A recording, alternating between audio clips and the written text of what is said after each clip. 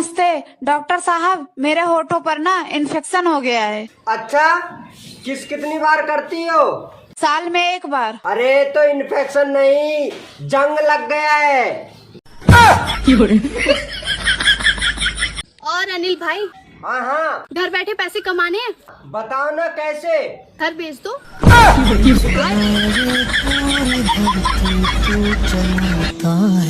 I love you. तुम नेकाना का कर सकते हो? बहुत कुछ कर सकूं। गोली खा लो।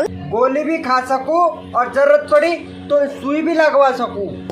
ये भगवान क्या जुल्म है, बेकार है भैया। कैसे कैसे लोग रहते हैं यार यहाँ पर। हमको सिर्फ फांसी का सजा चाहिए। क्या बोल रहे थे तुम्हारे पति? मेरे पति ने मेरे को बोला है कि मैं तुझे ये बच्चा खाना मांग रहा है, इसको खाना दो। खाना, रुक जाओ 2 मिनट। अभी रुक जाए 1 मिनट।